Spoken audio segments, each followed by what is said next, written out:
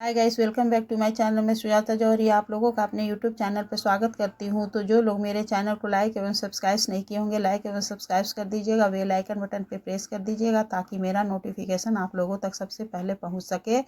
तो आइए आज हम लोग जानते हैं कि फागुन कृष्ण चतुर्थी तिथि कब है। तो फागुन कृष्ण चतुर्थी तिथि 2025 में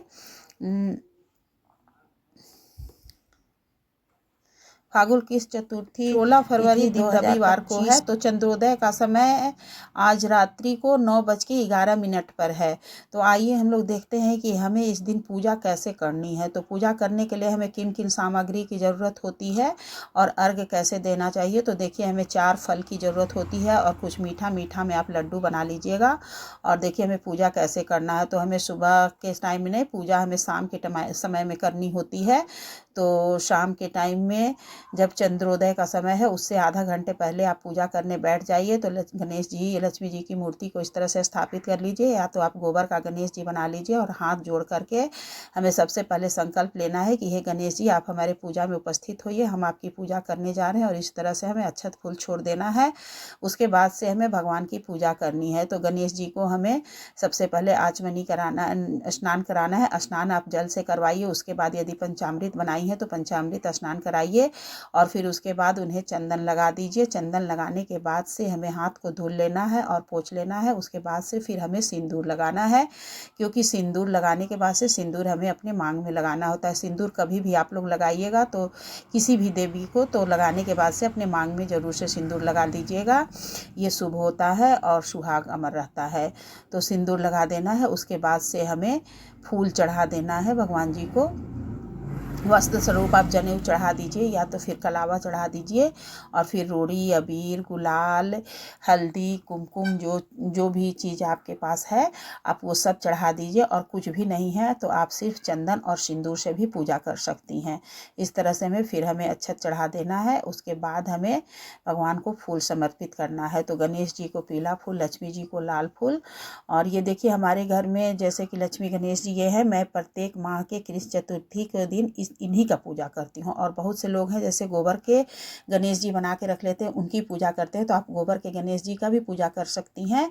और फिर यदि आप अकेले मूर्ति रखी हैं गणेश जी का तो भी कर सकती हैं, लेकिन अकेले गणेश जी का पूजा नहीं करना चाहिए। उसके बाद से हमें देखिए इस दिन 108 दुर्वा चढ़ाना होता है।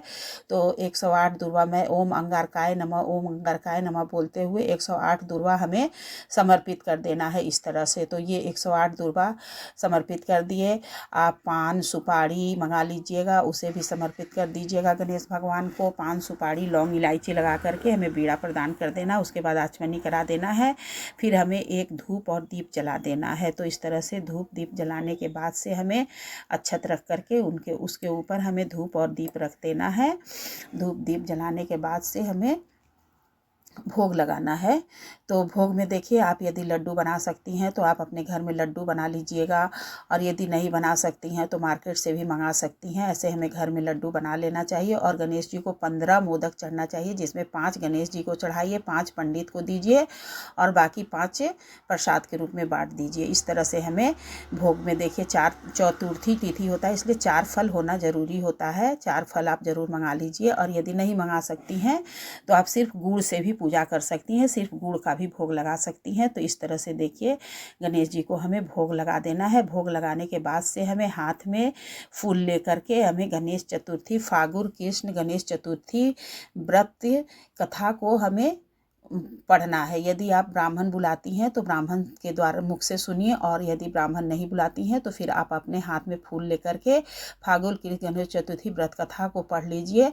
और पढ़ने के बाद से हमें फूल को भगवान जी के आगे समर्पित कर देना है। उसके बाद से हमें भगवान की आरती करनी है। और आरती करने के बाद से हमें हवन करना है। और तब तक से चंद्रमा निकलने का समय हो जाएगा। तो हमें चंद्रमा भगवान को दूध से अर्घ देना है।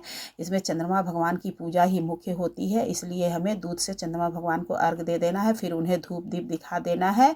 और इस तरह से हमारी गणेश चतुर्थी व्रत पूर्ण हो जाती है। तो आप लोग देखिए मेरे वीडियो में मैं आगे नहीं दिखाई हूँ आप लोगों को, लेकिन मैं बोल कर बता दी हूँ। तो प्लीज़ आप लोग कमेंट करके हमें ज़रूर से बताइएगा कि हमारा वीडियो कैसा बना है, और कमेंट में जय गणेश भगवान की जय ज़रूर से लिखिएगा। इस तरह से हमें गणेश चतुर्थी व्रत को प्रत्येक माह की करनी चाहिए, जो करते हैं, और जो नहीं करते हैं तो बहुत से लोग सिर्फ साल में 2 करते हैं, बहुत से लोग हैं कि पूरे महीने की चतुर्थी को करते हैं। तो इस तरह से हमें प्रत्येक चतुर्थी की पूजा करनी है, और प्रत्येक माह की अलग अलग कथा है, उसे हमें पढ़ना है, फिर हवन करना है और चंद्रमा को अर्घ देना है। इस तरह से हमें पूजा